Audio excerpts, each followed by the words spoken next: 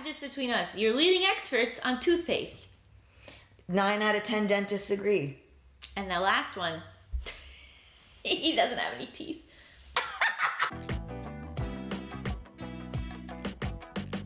This week I thought we'd talk about if we're officially old.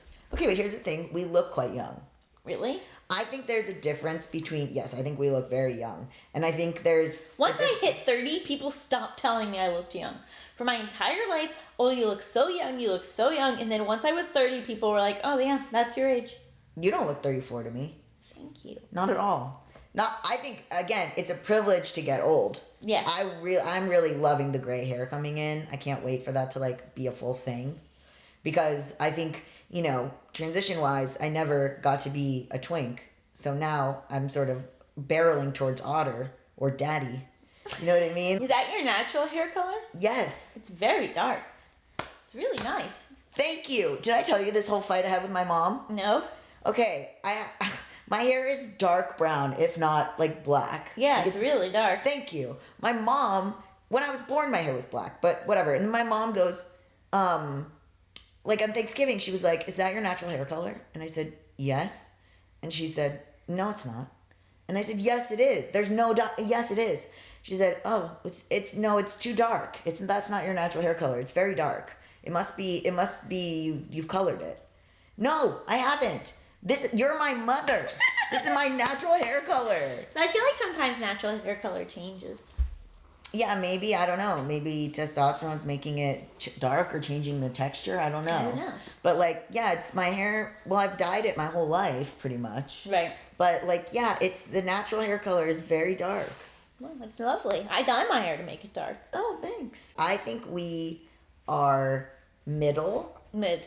Mid. Like middle age. We're exposed to very young people because of our jobs. So I think that's the thing that's hitting for me the most. Is it's like, oh no, like, am I now too old to accomplish the things I wanted to accomplish? No. And so that's why I really enjoy when a TikTok is like, Morgan Freeman didn't become a famous actor until he was 49. Oh my God. Or like all those stories of people who like didn't hit a certain level of career success until their late 30s or 40s. I just went to hang out with my friend R.L. Stein in New York. R.L. Stein, your buddy. It's so funny. He is. He's my friend. So I went to see him in New York. And we were hanging out at his apartment, and he was like, you know, it's almost 30 years of Goosebumps or something. And I said, wait, you didn't start writing Goosebumps until you were 50? And he was like, no. Wait, really? Yes, he was like a comedy writer before that. He only started writing Goosebumps when he was 50. Wow.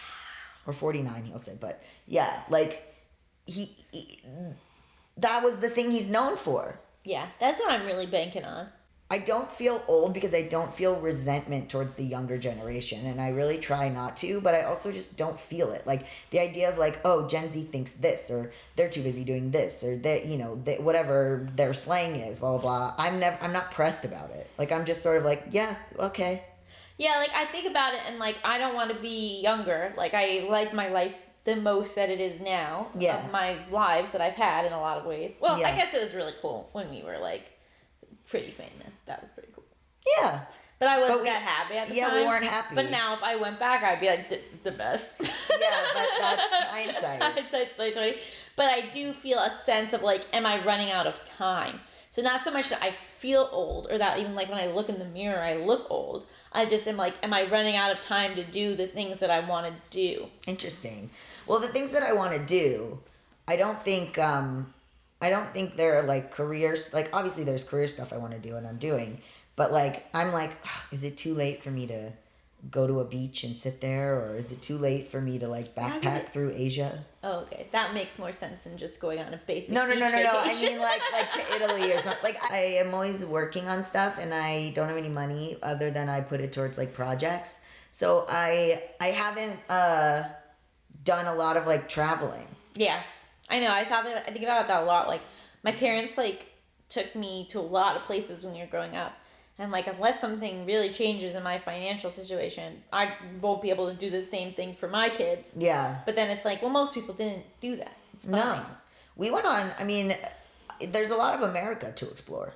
Tell me about it. My parents took us on, like a lot of really cool trips through like Tennessee, North Carolina, like all kinds of stuff. So there's stuff in the U.S. to look at. I don't know. I've never been to Asia. I've never been to Australia.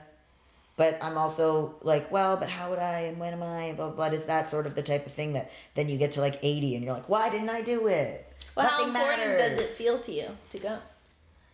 Is it like you feel like you should, or is it something you really want? I feel so often tethered to where I am. And I'm like, is this going to be important in 30 years? Probably not. Are you going to care about this? Probably not. What really, I guess I'm stuck on what matters in life.